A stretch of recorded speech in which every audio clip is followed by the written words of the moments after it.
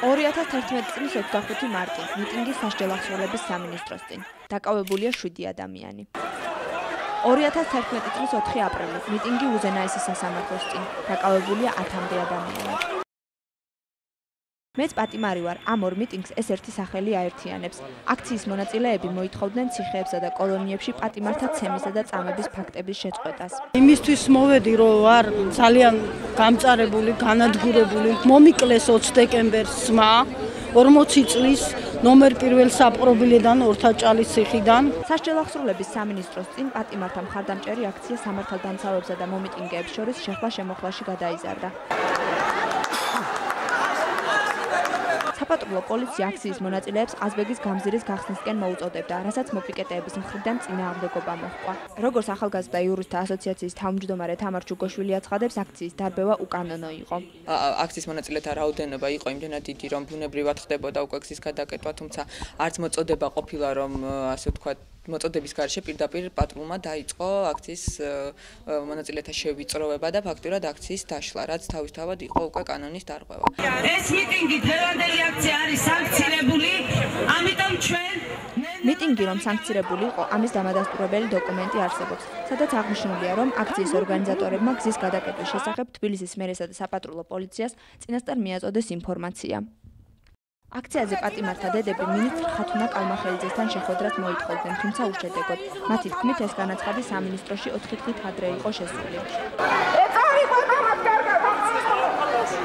მიტინგზე დაკავებულები ადმინისტრაციულ სამართალდარღვევათა 173 მოხდით პოლიციელის კანონიერი მოთხოვნისადმი დაუმორჩილებლობით გაასამართლეს. მოსამართლე ნანა დარასელიამ წარდგენილი შრომისგებლობებიდან, რომელიც ეხებოდა აუდიო და ვიდეო მასალების პროცესზე წარდგენას, არც ერთი არ დააკმაყოფილა და დაკავებულებს სხვადასხვა სასჯელი შეუფარდა.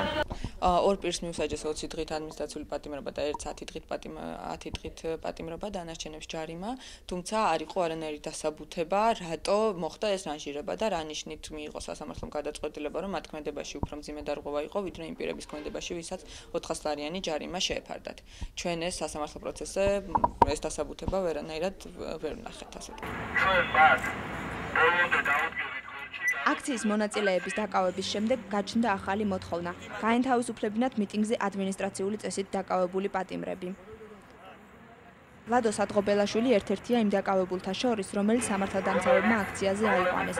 თბილისის საქალაქო სასამართლომ მას 400 ლარიანი ადმინისტრაციული ჯარიმა დააკისრა. არავითარი კანონი დარღვევა არ ყოფილა, არაფერი არ ყოფილა, უბრალოდ ადგენენ დაგვაკავეს 7 ადამიანი, 3 დაიტომეს 20 დღიანებით და 10 დღიანებით, ხოლო 4 გამოგვიშვეს 400 ლარიანებით.